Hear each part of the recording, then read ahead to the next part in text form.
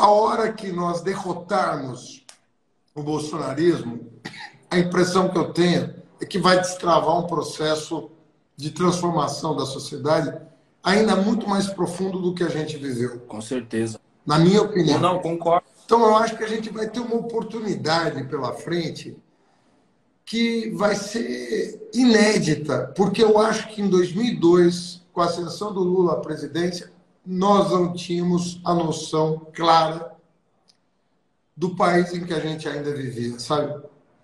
A gente subestimou o atraso, achando que todo mundo era moderno. E aí, quando você vê caras medievais saindo do bueiro para nos atrelar a um passado que a gente quer superar, a gente se toca que o esforço que nós vamos ter que fazer é maior, mas a disposição para a gente fazer vai ser muito maior. Porque a gente sabe o tamanho da encrenca. Professor, eles é ruim, mas nós é vários. Quando eu fui para a África em 2015, gravar o meu disco sobre crianças, quadris, pesadelos e lições de casa, eu estava em Cabo Verde e em uma certa ocasião a gente precisava gravar um coral de crianças. Tinham lá 15 ou 20 crianças que foram para o estúdio com a gente e, obviamente, as mães não iam mandar as crianças sozinhas. Eles mandaram, as mães foi junto com as crianças.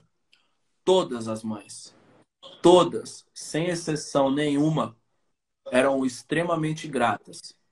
Presidente Lula, a você e ao PT. E aí, enquanto as crianças estavam gravando, eu acompanhei metade da gravação, depois eu fui lá para fora e estava conversando com as mães. E aí eu estava querendo entender por que lá no continente africano, no arquipélago de Cabo Verde, aquelas mulheres tinham tanta gratidão ao PT daquele jeito. Teve uma que foi com a camisa do PT lá para gravar. E aí eu falei para ela, mas por quê?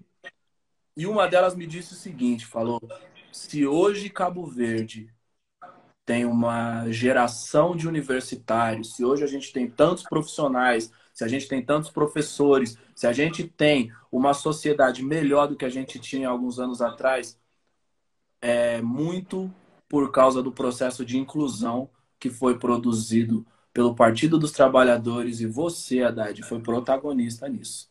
Nós que estamos comprometidos de fato com a emancipação do povo, temos que ter consciência de que o autoritarismo, o fascismo, o racismo e todas essas estruturas de opressão vão morrer gritando. Então, todo esse barulho que a gente assistiu nos últimos anos, tudo isso é um sinal de que essas estruturas, elas foram sim atingidas. Agora, nós precisamos ser constantes e uma coisa que nós não podemos descuidar, professor, nós temos que ser vigilantes, entendeu? Temos que estar atentos. Por que é que nós temos que estar atentos? Porque a manutenção da liberdade é um trabalho constante. Não existe venci e abaixei a guarda. Muito pelo contrário. O trabalho que nós precisamos fazer num país como o Brasil, que é um país que tem a história que tem, é um trabalho colossal. A gente precisa corrigir 500 anos de desigualdade, 500 anos de atrocidades que foram cometidas contra as pessoas. São Paulo também pode ser o epicentro da humanidade, irmão. Sabe? São Paulo pode ser um lugar que sugere esse caminho positivo. Então, toda essa capacidade de impor uma tendência que São Paulo tem para o Brasil a favor da humanidade, tendo a humanidade como centro, pode fazer com que esse país dê saltos maravilhosos, sobretudo num momento como esse. Em outros momentos, isso era importante. Agora é urgente, sacou?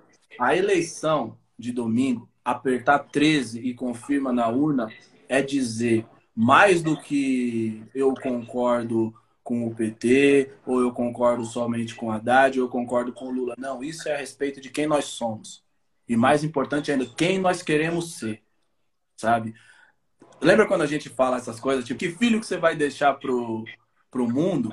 O que a gente vai fazer domingo, a gente vai responder que mundo a gente vai deixar para os nossos filhos. Quando a gente fez Amarelo, era isso que a gente queria lembrar as pessoas. Porque elas estavam exaustas e angustiadas e pensando, esse país acabou. Esse país virou um lugar de fascistas. Não. Olhe-se no espelho. O Brasil é você.